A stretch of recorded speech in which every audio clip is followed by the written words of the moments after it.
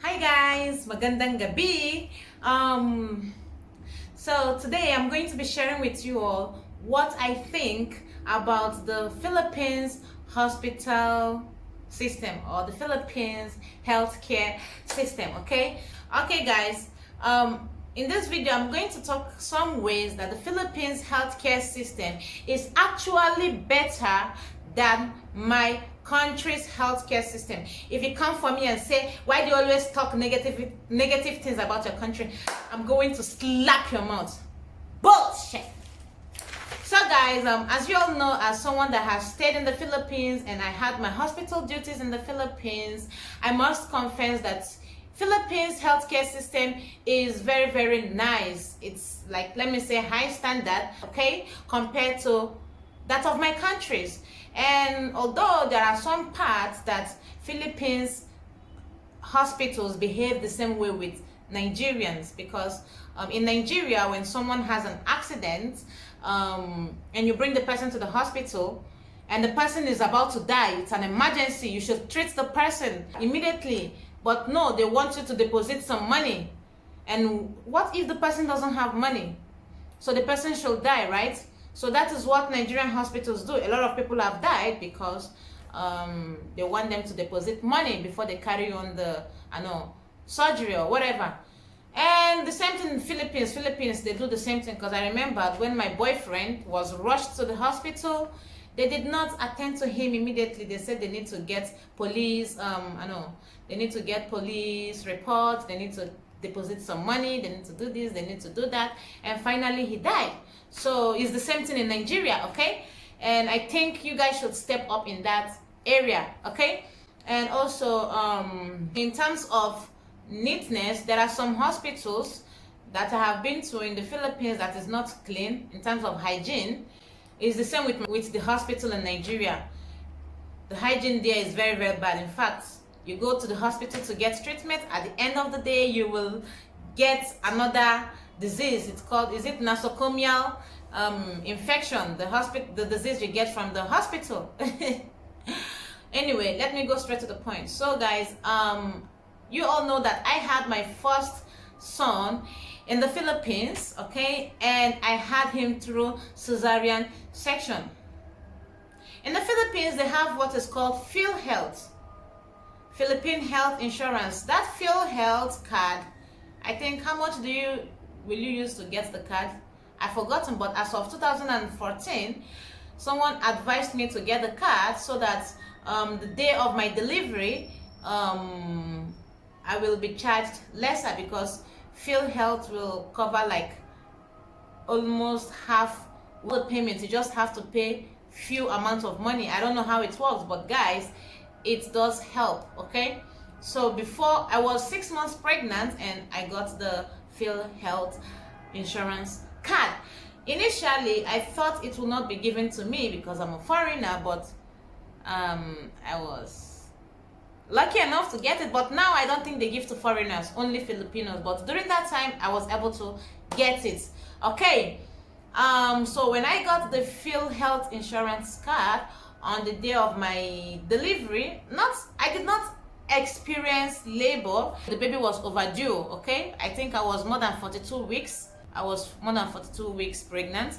And when I went to see my doctor, she's in Region 1 Medical Hospital.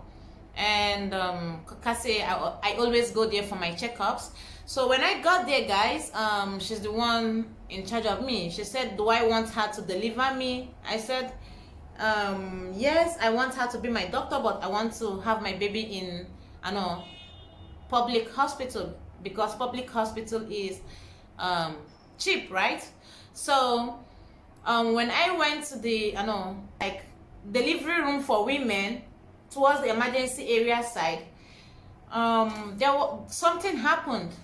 That place is where they check women, okay? So they asked me to lay down on the bed so that they can check my pelvic size, so that they can do me internal examination.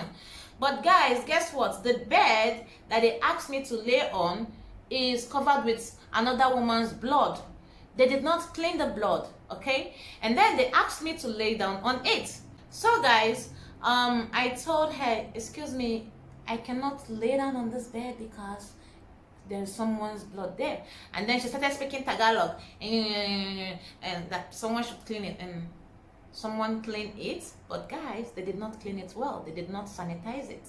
Okay, you could still see the trace of blood. You don't know if that woman has HIV. You don't know if she's infected. And then I will go lay down there.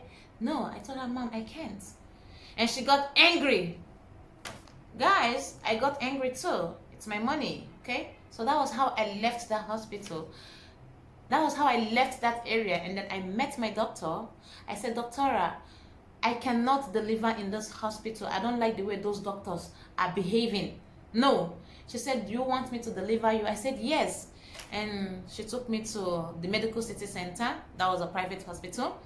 And that day I had my baby, cesarean section, because most doctors in the Philippines, actually, they like CS so much because they want to get money.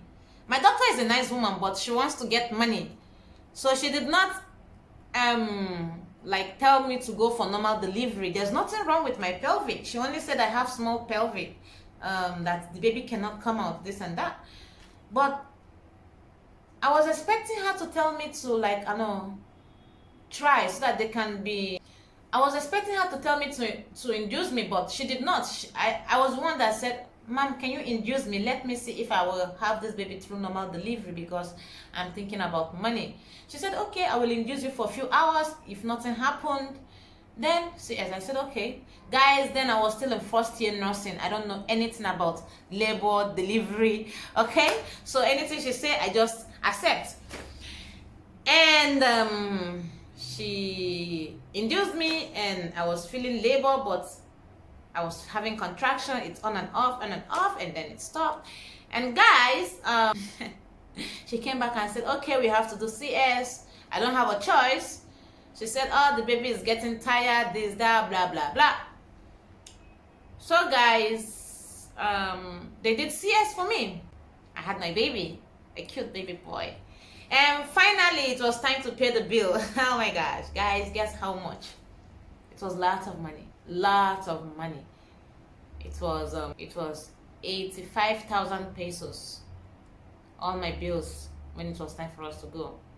So I was like telling them, Mom, can you give me discount? She said she gave me discount that she needs to pay the anesthesiologist, she needs to pay the pediatrician, she needs to pay this, that everybody has to get their money. I said, okay. I have field health.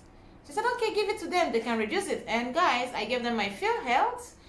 At the end of the day, I paid, I think, 65,000 pesos or 60,000 pesos. So I got 20%. How much percent? 20% discount. So field health has a long way to go. In Nigeria, I don't know if there's anything like a health insurance card. I don't know if there is. Okay, even though there is, how much will they pay? How much will you pay? You know what I mean? So Philippines is good in such an area that they have health insurance. Another way is when my health insurance expired, I go to the hospital for checkup when I was a little bit sick. And then after the examinations and seeing the doctors, they asked me to pay this amount of money. I said, I have student ID. They'd be like, okay, you have to go to social service. So when I go to social service will give me discounts. So instead of paying, like, for example, 500 pesos, I will end up paying 300 or 350 pesos. It's something, okay? I don't know if they have student ID discount in Nigeria. Okay? Another thing I noticed about the Philippine healthcare sector is in Philippines, you cannot purchase medications or drugs without doctor's prescription. Never. You must present doctor's prescription before they can issue you medication. But in my country, oh my gosh, everybody is a prescriber. Everyone is a doctor. Oh, when you just go to chemist, I have headache. Please give me medicine to stop this headache. Bam! Chemist will give you ogu malaria, medicine for malaria, medicine for fever, medicine for typhoid, medicine for tuberculosis. All together, say drink 4 in the morning, drink 5 in the afternoon. Oh my goodness. Why? A lot of people have died because of this thing. Gosh. I was surprised when I got to the Philippines. I went to St. Joseph to get some medications for me. They said no, they don't do they don't do give medications without doctor's prescription. You must see a doctor and then you get prescription. So this is what I do. Instead of me going to the hospital to see a doctor, I just go to the school clinic because my school has a hospital clinic there. So I go there during the doctor's hour. I see the doctor, tell the doctor what's wrong with me, and then they prescribe medication for me. If the school doesn't have it, I take my medication, I take my prescription and go to the pharmacy and purchase it. In Nigeria, it's not like that. Please. Another thing I noticed in Philippines healthcare in Philippines hospital is that the doctors, the nurses, the medical professionals are nice. When they see a patient or a client in the hospital, they welcome you with a very wonderful smile. Hi sir, hi ma'am, kumusta? How are you? You know? I love that smile. At least that smile could be able to make you forget your sickness. Not all medical professionals, some, because I know some people, they have craziness in their head. In Nigeria, oh my gosh, majority, not all, okay, of the healthcare professionals. I beg, madam, no, you just come, I beg, wait. Waiting be that now, calm down now, guy, you know. Doctor, nurse, I beg, head, they pay me. Until you don't see people will just come before you. Wait now, wait for your turn, they will call you. Why they do like this show? See? And another thing I noticed in the Philippines hospital, student nurses cannot do major operations or major treatments on clients. No. You must wait for your clinical instructor, okay, before you do anything. The only thing we are allowed to do is to get the vital signs. Get the, head, shoulder, knees and toe. Do tepid sponge bath. Check on the client to know if they are bedridden.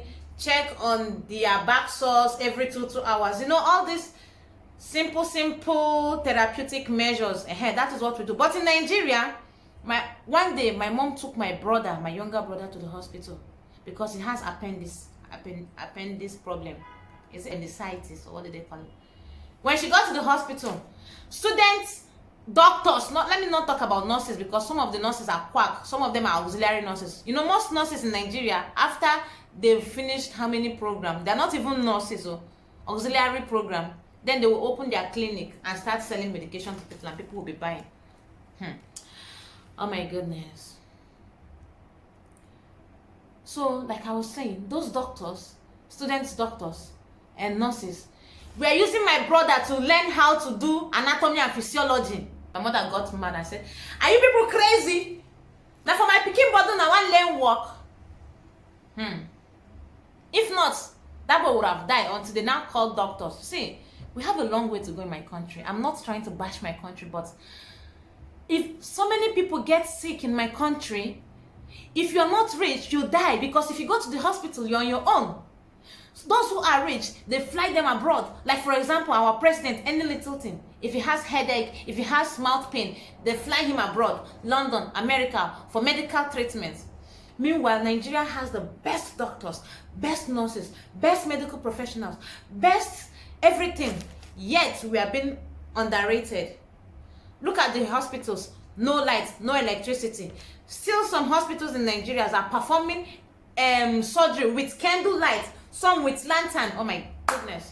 One day a doctor forgot forceps in the stomach of a woman that just delivered, and then after some time her stomach was getting bigger, and then they did scan, they saw scissors. Hey God! If you don't have money to go to those private hospitals, you are gone, you're on your own. A lot of people have lost their loved ones in Nigeria. My sister is in the hospital right now. She went for treatment so that they can clean her leg. Guys, the nurse used expired medicine and was cleaning her leg, and then the wound got big.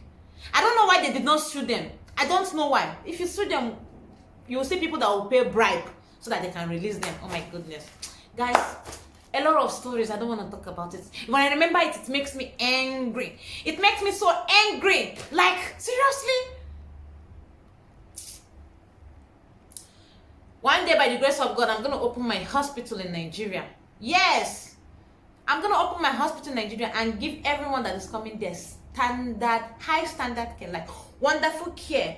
Because people are scared of coming to the hospital. One, of how the medical professionals are gonna treat them. Two, no money. Three, oh, if you come to the hospital, you're probably gonna die there because no one is gonna attend to you. And then the medical professionals in Nigeria will be assuring you, oh, you will be fine, you will be fine, you will be fine. You don't assure patients. Don't assure them. It's false assurance. Just tell them we will see what we can do. Or you tell them to pray. Don't tell them, yes, you will be fine. At the end of the day, the patient dies. And then you start blaming the doctor. You told me he's going to be fine. You told me she's going to be fine. Now he's dead. My God. It's time to sack all those quack health professionals there in Nigeria. It's time. So that Nigeria will be great again. But in Philippines, when someone gets sick, they will go to their hospital. No need to fly the person abroad because they have every medical equipment there.